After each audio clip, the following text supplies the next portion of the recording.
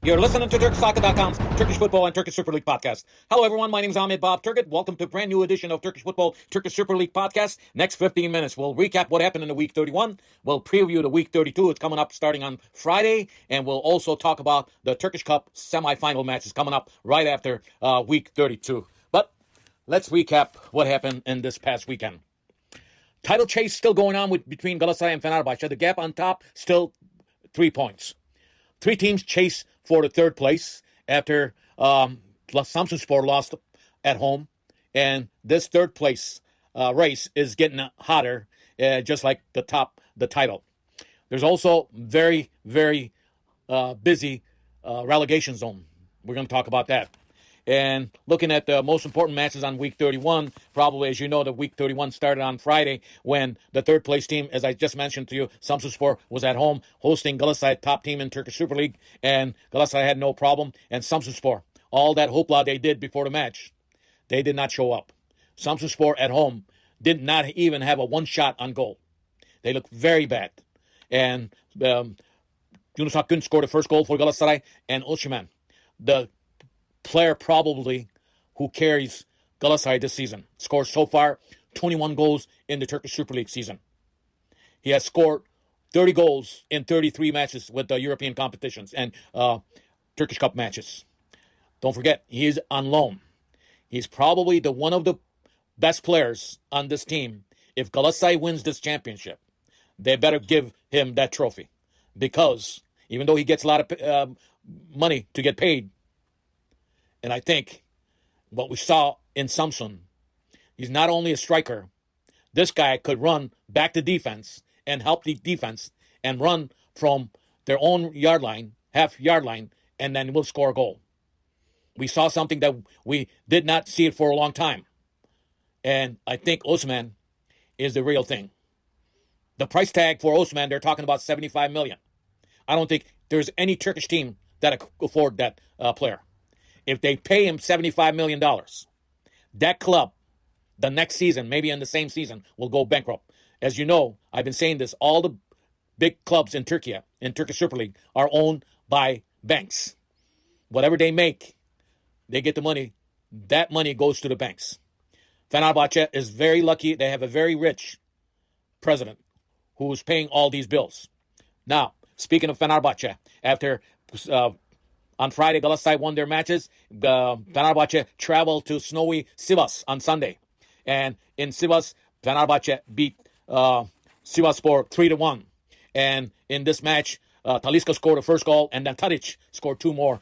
But I think Talisca's free kick goal was amazing in this match.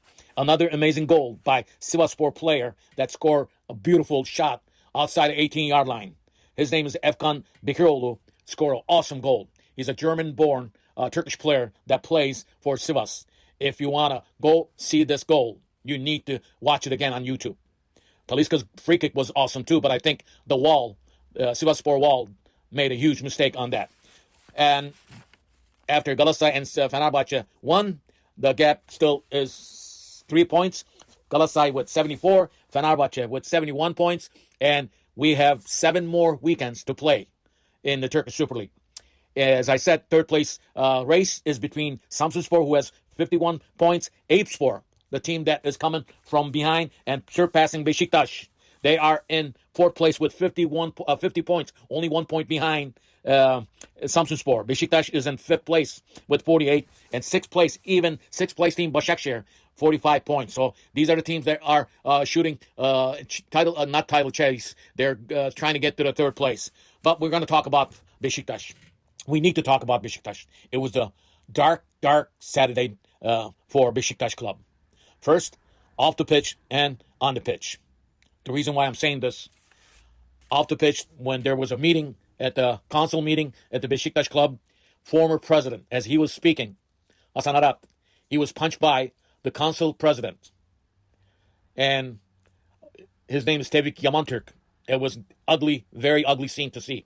Not only that place, that fight took on the stage. There were 3 other fights in that building between the members and former presidents. It is such a shame for a club, for Beşiktaş, to have this seen during the day, and the council meeting was canceled after this fight happened. It is disgrace. I don't know what's going on with Turkish football. We've seen it all this season and past seasons. We've seen it all. I'm not going to go into the details, but this was very bad for the club, Beşiktaş club. And Beşiktaş, on week 31, they lost at home against Başakşehir. And these players, high price tag players, they looked very bad. They had a chance to capture the third place, at least. They did not. Beşiktaş, under Ole Gunnar Solskjaer, when he came in his first 5 matches, he had 4 wins and 1 draw. But things turned to worst after that, and Beşiktaş hit the wall. In the last 5 league matches, they had 4 points and 1 win in their last 6 matches. Losing to Başakşehir 1-0 at home put a risk to the capture third place as we go into the last 7 weeks. So Beşiktaş is a disaster. It's been a disaster Saturday and a disaster weekend for Beşiktaş. And I don't know, but these adults, senior citizens, fighting like that, it's no. It's shameful because Beşiktaş club has a very rich history. No one ever done this in the council meeting. We've seen some words at each other, but we never saw a punch taken to a former president. Well, this is it. I'm going to talk about week 32, and I want to talk about the last 7 weekends for the top 2 teams, Galatasaray and Fenerbahçe. As I said, week 32 will start on Friday. 2 of the teams that will play in the Turkish Cup semifinal match on Tuesday after the week 32. That's why these 2 teams will have matches. Hatayspor will host Konyaspor. The Konyaspor will face Galatasaray in the semifinal Turkish Cup match. So they're traveling to Hatay. Actually, Hatayspor plays their matches in Mersin. Konyaspor definitely needs to get out of that danger zone. And the second match will be happening in Istanbul. Galatasaray will host Bodrumspor. Galatasaray with 74 points, the leader, and Bodrumspor, who is in right now out of the relegation zone, but they are still in danger zone. They need point and points. But I think with playing at home with the 12th man, and I think Galatasaray shouldn't have any problem on Friday. Saturday, there are 3 matches.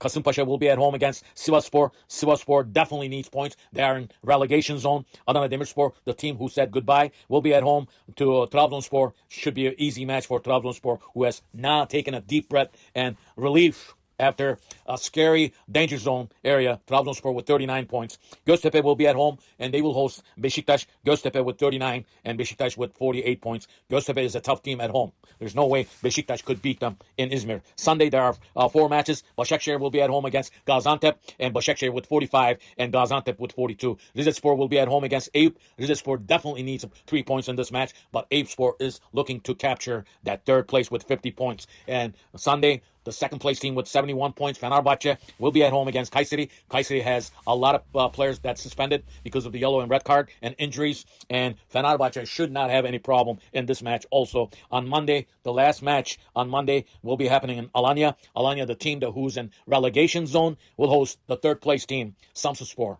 with 51 points, Alanyaspor with 31 points, and Antalyaspor will have a bye. So, as you could see, I don't think the gap will, if there's some miracles, but I think the gap still will be 3 points at the top as we finish the week 32 in the Turkish Super League. But the bottom of the barrel and the relegation zone team, one time Alanyaspor and Sivasspor looked very comfortable, with Adana Demirspor saying goodbye, and Hatayspor needs a miracle. And who would be the other 2 teams? Alanya with 31, and Sivasspor with 31, Rizespor with 34, Bodrumspor with 34, Kayserispor with 36, Konyaspor with 37 points. These teams are in very, very desperately needed points. So, looking at the last 7 weekends, it is tough schedule for Galatasaray and Fenerbahçe. That is why I say the league is not done yet. I think the title chase probably will go until end of the season, because Trabzonspor will face Galatasaray. That's an away match. And there's a couple Eyüpspor plays for against Galatasaray and also Fenerbahçe. There are teams who's in relegation zone will be playing against Galatasaray and Fenerbahçe. So things are not done yet as we go into the last 7 weekends. And my time is up. Listen to my podcast, wherever you listen to your podcasts. Visit me on X. Bye-bye.